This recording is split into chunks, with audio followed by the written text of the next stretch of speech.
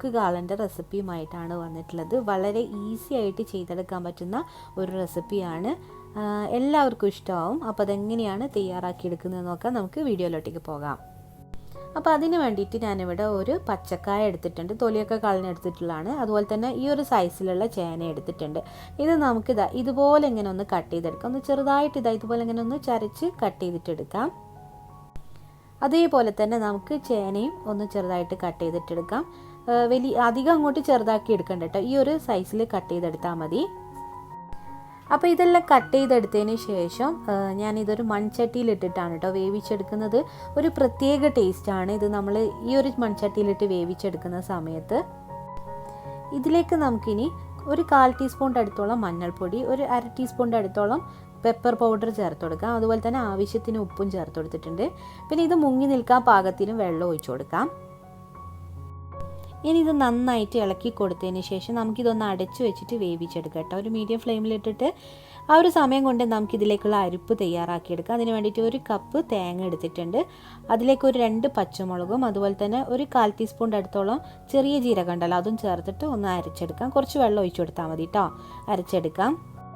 അപ്പോഴേക്കും നമ്മുടെ ചേനയും അതുപോലെ പച്ചക്കായൊക്കെ ഇത് വെന്ത് വന്നിട്ട് നമുക്കിതൊന്ന് അടി കൂട്ടിയിട്ട് ഇതുപോലെ ഇങ്ങനെ ഒന്ന് ചെറുതായിട്ടൊന്ന് ഇളക്കി കൊടുക്കാം. ഇനി നമ്മൾ ഈ ഒരു വെജിറ്റബിൾസൊക്കെ ഒരു സൈഡിലേക്കൊന്ന് ചെറുതായിട്ടൊന്ന് നീക്കി വെച്ച് കൊടുക്കുക കേട്ടോ. ഇതുപോലെ ഇങ്ങനെ ഒന്ന് നീക്കി വെച്ച് കൊടുക്കാം. അതിന് ശേഷം നമുക്കിതിലേക്ക് തൈര് ഒഴിച്ചു കൊടുക്കണം. ഞാൻ മിക്സിയിൽ ഒരു കപ്പ് തൈര് ചെറുതായിട്ടൊന്ന് അടിച്ചെടുത്തിട്ടുള്ളതാണ്. ഇത് നമുക്കിതിലേക്ക് ഒഴിച്ചു കൊടുത്തിട്ട് ഒന്ന് ചെറുതായിട്ടൊന്നങ്ങ് ഇളക്കി കൊടുക്കാം.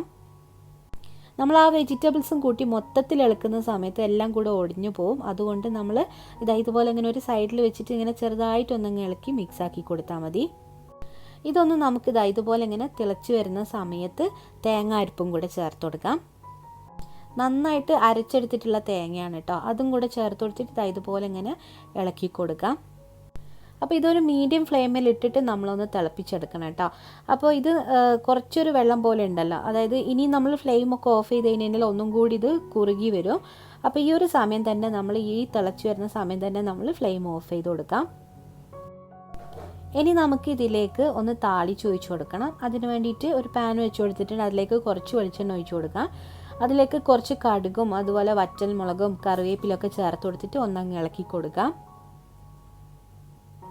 അപ്പോൾ ഞാനിത് കുറച്ച് കഴിഞ്ഞതിന് ശേഷം ഒരു അരമണിക്കൂർ കഴിഞ്ഞതിന് ശേഷമാണ് ഇതിൻ്റെ മുകളിലേക്ക് ഒഴിച്ചു കൊടുക്കുന്നത്. അപ്പോഴേക്കും നമ്മളെ കറിയൊക്കെ നല്ല രീതിയിൽ കുറുകി വന്നിട്ടുണ്ട്.